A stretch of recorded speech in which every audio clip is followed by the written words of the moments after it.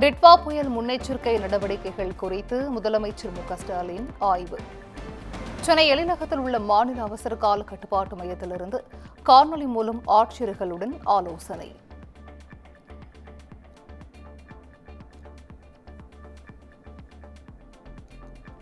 சென்னைக்கு 530 கிலோமீட்டர் தொலைவில் மையம் கொண்டுள்ள டிட்வா புயல் தமிழ்நாட்டில் 2 நாட்களுக்கு ரெட் அலர்ட் எச்சரிக்கை.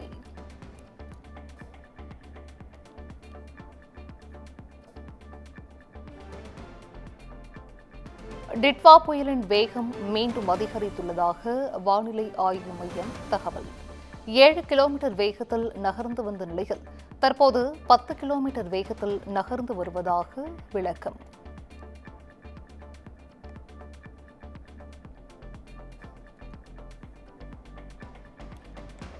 திருவாரூர், தஞ்சை, நாகை, புதுக்கோட்டை, ராமநாதபுரத்திற்கு இன்று ரெட் அலர்ட்.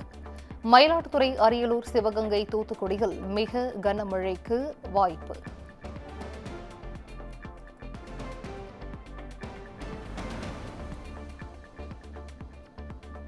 செங்கல்பட்டு, விழுப்புரம், கடலூர், மயிலாடுதுறை மற்றும் புதுச்சேரிக்கு நாளை ரெட் அலர்ட்.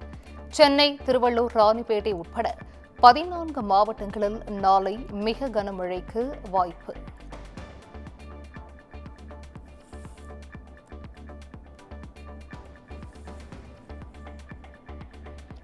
டிட்வா புயலால் மயிலாடுதுறையில் சீற்றத்துடன் காணப்படும் கடல். மீனவர்கள் கடலுக்கு மீன்பிடிக்க செல்லவில்லை.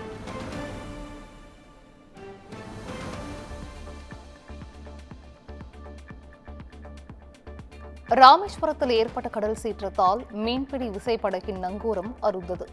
தரை தட்டி விசைப்படகு கரை ஒதுங்கியது.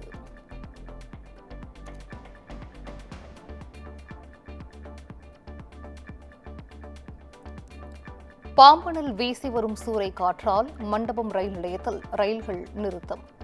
ரயில் பயணிகள் பேருந்துகள் மூலம் பத்திரமாக அனுப்பி வைப்பு.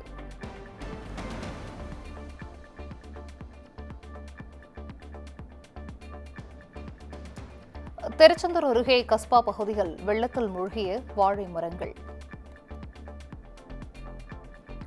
50,000க்கும் மேற்பட்ட வாழைகள் சேதமடைந்ததாக விவசாயிகள் வேதனை.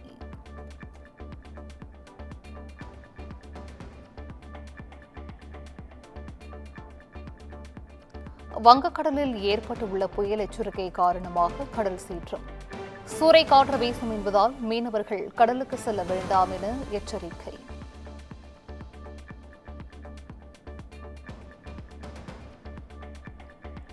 புயல் கனமழை எச்சரிக்கை தொடர்ந்து டெல்டா மாவட்டங்களுக்கு விரைந்தது பேரிடர் மீட்புக் குழு.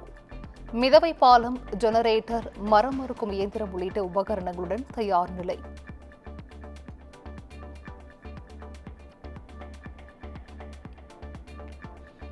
டிட்வா புயல் காரணமாக தூத்துக்குடியில் 5வது நாளாக விசைப்படகு, நாட்டு படகுகள் கரையில் நிறுத்தம். துறைமுகத்தில் 4ஆம் எண் புயல் எச்சரிக்கை கூண்டு ஏற்றம்.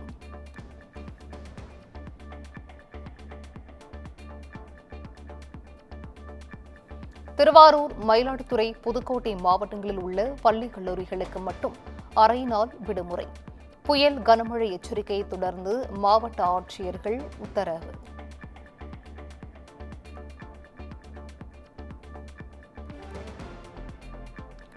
பூண்டி நீர்த்தேக்கத்திலிருந்து வினாடிக்கு 1300 கனஅடி உபரிநீர் திறப்பு. உபரிநீர் திறப்பால் கொசஸ்தலை ஆற்றங்கரையோர மக்களுக்கு வெள்ள அபாய எச்சரிக்கை.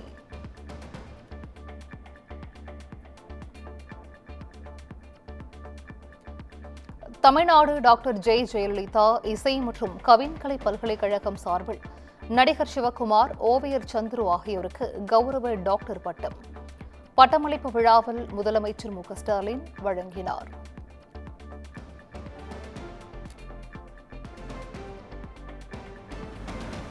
முன்னாள் முதலமைச்சர் ஜெயலலிதா பெயர் சூட்டப்பட்ட இந்த பல்கலைக்கழகத்தில் நாங்கள் எந்த பாகுபாடும் காட்டவில்லை.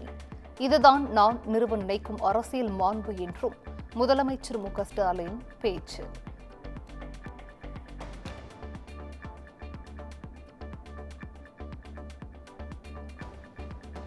2026 மக்கள் சக்தியின் ஆதரவுடன் தாவேகா தலைவர் விஜய் ஆட்சி பீடத்தில் அமர்வார்.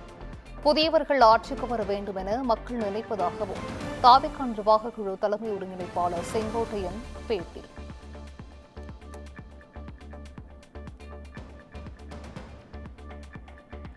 கொடநாடு கொலை கொள்ளை வழக்கில் சாட்சியை மிரட்டியதாக தொடரப்பட்ட வழக்கு சயான் வாலியார் மனோஜை விடுவித்து உதகை கூடுதல் மகிழா நீதிமன்றம் உத்தரவு.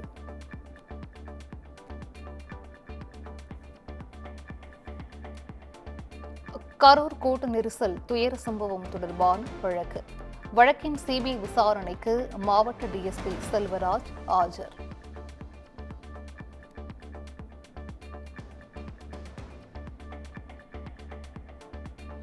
கோவை மாநகராட்சி கூட்டத்தில் திமுக அதிமுக கவுன்சிலர்கள் வாக்குவாதம். மெட்ரோ திட்ட விவகாரத்தில் மத்திய மாநில அரசை மாறி மாறி கண்டித்து கோஷங்கள் எழுப்பியதால் பரபரப்பு.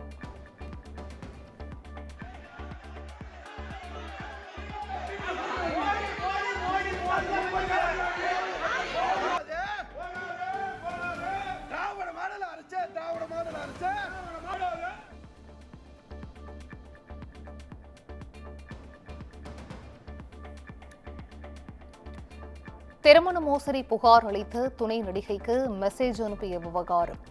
விருகம்பாக்கம் உதவி ஆணையர் உதவி ஆய்வாளர் காத்திருப்போர் பட்டியலுக்கு மாற்றம்.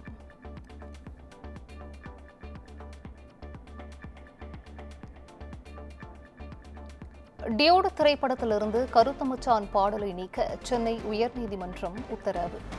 அனுமதியின்றி தனது பாடலை பயன்படுத்தியதாக இளையராஜா தொடர்ந்த வழக்கில் உயர்நீதிமன்றம் ஆணை.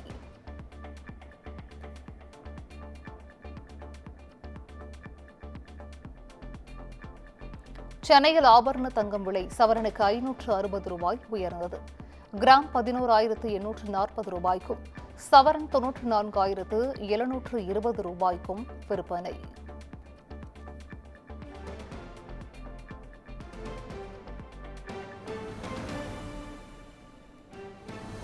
கோவை வேலந்தாவரம் சோதனைச் சாவடி அருகே 40 லட்சம் ரூபாய் பறிமுதல். இருசக்கர வாகனத்தில் பணத்தை கொண்டு வந்த நபரிடம் போலீசார் விசாரணை.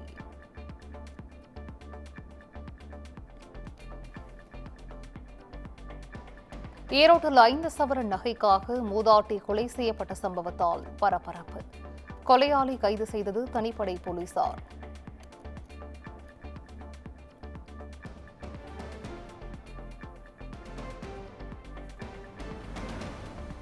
சிதம்பரம் அருகே முட்லூர் வெள்ளாற்று பாலத்தில் சுற்றுலா பேருந்து கவிழ்ந்து விபத்து. ஐயப்ப பக்தர்கள் 18 பேர் காயமடைந்த நிலையில் விபத்தின் சிசிடிவி காட்சிகள் வெளியானது.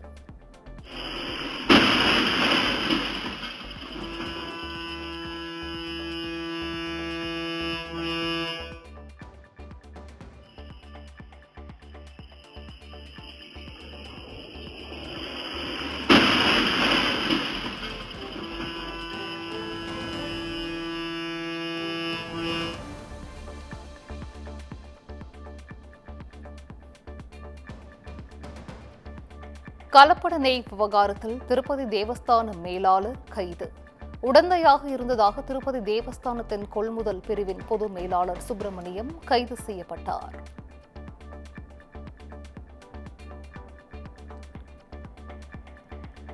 பார்வையற்றோருக்கான T20 உலக கோப்பையை வென்ற இந்திய வீராங்கனைகளுக்கு பிரதமர் நரேந்திர மோடி வாழ்த்து. இந்திய வீராங்கனைகளை நேரில் அழைத்து பாராட்டினார்.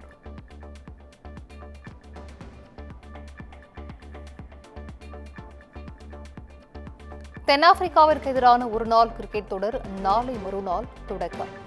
ராஞ்சிக்கு வந்த இந்திய அணி வீரர்களுக்கு முன்னாள் கேப்டன் தோனி விருந்து.